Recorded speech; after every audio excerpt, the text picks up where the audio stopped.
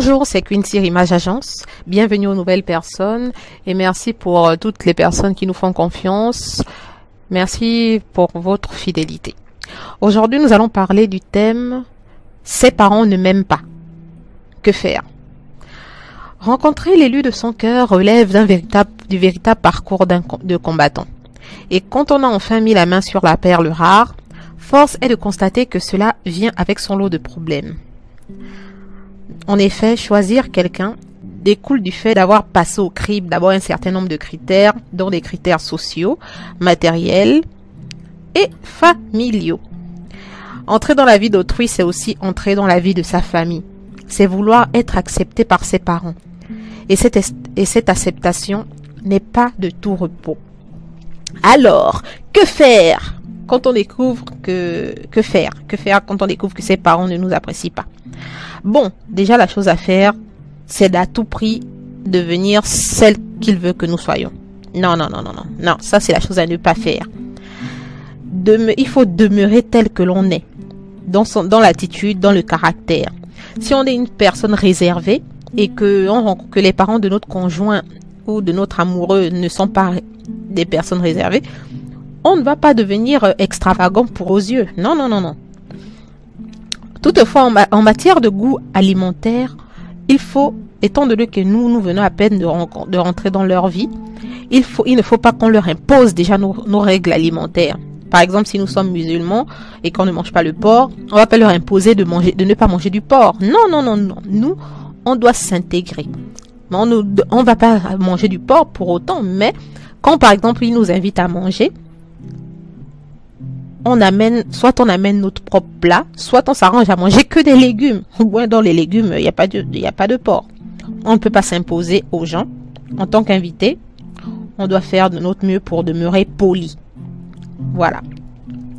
En matière de conversation, évitons les prises de position qui conduisent vite à la guerre, qui conduisent vite aux discussions folles. Abstenons-nous aussi de donner notre avis sur un sujet sensible, controversé. C'est vrai que quand ils vont nous poser les questions, c'est clair, ils vont nous demander notre avis, mais si on sait que qu'en répondant à la question, la réponse ne va pas les plaire, on s'abstient de répondre. De toute façon, on ne va pas nous enchaîner, nous mettre dans une prison, nous obliger à répondre, non? On a le choix, on est encore libre. Vous êtes encore libre de répondre ou pas à une question, voilà. Vous n'êtes pas obligé de donner votre avis, voilà. De toute façon, si vous donnez votre avis et vous savez clairement qu'ils sont contre vous, vous vous abstenez.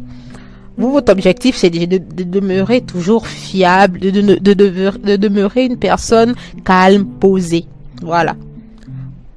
En ce qui concerne l'habillement, si vous savez par exemple que la famille est très conservatrice, très prude, genre ils n'aiment pas trop les habits sexy ou bien ils n'aiment pas les habits trop flashy, vous arrangez que quand vous devez par exemple, on vous invite que le conjoint vous invite à une rencontre familiale, vous arrangez un jour à vous habiller prude, un jour à vous habiller, à ne pas mettre les habits flashy, ne va pas vous tuer. Vous vous arrangez à être sobre. On vous demande pas de renier complètement qui vous êtes dans votre habillement, mais comme c'est pour juste vous montrer une bonne image de vous, contentez-vous le jour-là, ce seul jour, d'être normal, quoi. Ouais, car par exemple, si vous êtes une belle femme bien pulpeuse avec des formes et tout, et que vous allez à une rencontre et tout, il y a la famille, vous vous habillez normal, comme si vous alliez à un entretien d'embauche. Oui, comme si vous allez à un entretien d'embauche. Bien, si vous mettez une robe bien moulante, arrangez-vous à mettre, par exemple, une grande veste par-dessus. Parce que vous ne voulez pas qu'on vous prenne pour une allumeuse. Non, mais non, vous n'êtes pas ce genre de fille. C'est parce que les gens, par rapport à l'habillement, ils ont si vite fait de nous juger. Bon. Et si, malgré tous les efforts que vous fournissez, on ne vous accepte pas, il y a des choses qu'il ne faut jamais, au grand jamais faire. Par exemple, devenir la femme de ménage. Ouais, le point, devenir la femme de ménage. Vous n'êtes pas votre ami, l'élu de votre cœur, votre dulciné, ce n'est ne vous a pas converti en femme de ménage, alors ne vous convertissez pas vous-même en femme de ménage pour les beaux-parents. Ah ça, parce que de toute façon, ça va vous dénigrer. Ils auront une mauvaise image de vous. Dans leur tête, ils se diront, ouais, ah ouais, de toute façon, elle a eu demande, toi, elle accepte. Ils vont vous prendre pour la boniche. Non, ça va tuer votre confiance en soi. Et il ne faut pas aussi se ruiner pour offrir des cadeaux. Ça ne sert à rien. Si la personne ne vous aime pas, c'est pas parce que vous offrez des cadeaux que la personne va vous aimer. Ça, évitez de critiquer les parents devant le gars ou évitez de rentrer dans les groupes de critiques parce que vous ne savez pas qui est qui dans ces groupes-là. Vous allez critiquer quelqu'un, vous ne savez pas, peut-être qu'il y a la sœur, la cousine qui est à l'intérieur. Non. Parce que la personne avec qui vous marchez aujourd'hui, vous parlez, vous racontez tout, cette personne-là deviendra votre ennemi. Même si vous dites, ah, c'est ma copine, mais cette copine-là, c'est un parent de votre conjoint. Donc, si vous voulez pas vous mettre à dos toute la famille, évitez de laisser des casseroles derrière vous. Donc, autant ne pas rentrer dans les groupes. Et il faut aussi apprendre à trouver un compromis en cas de un compromis dans votre couple. Si par exemple là, il dit ouais bon ce Noël là ah ouais bon pendant les vacances de la Pâques on va aller les passer chez mes parents. Vous savez bien que les parents ne vous aiment pas. Bon, vous arrangez, soit vous trouvez un motif familial, ouais, vous trouvez quelque chose, mais ne dites pas clairement non, on va aller tout le temps chez mes parents et non chez tes parents. Non, trouvez un compromis. Allez, si vous devez aller, par exemple, il y a 10 jours de vacances, bah, allez, genre, 3 jours chez lui, 7 jours. Trouvez un équilibre, en fait. Mais il faut pas montrer à votre mari, à votre conjoint, à votre amoureux que vous n'aimez pas sa famille. Ça blesse les gens. Les gens n'aiment pas ça.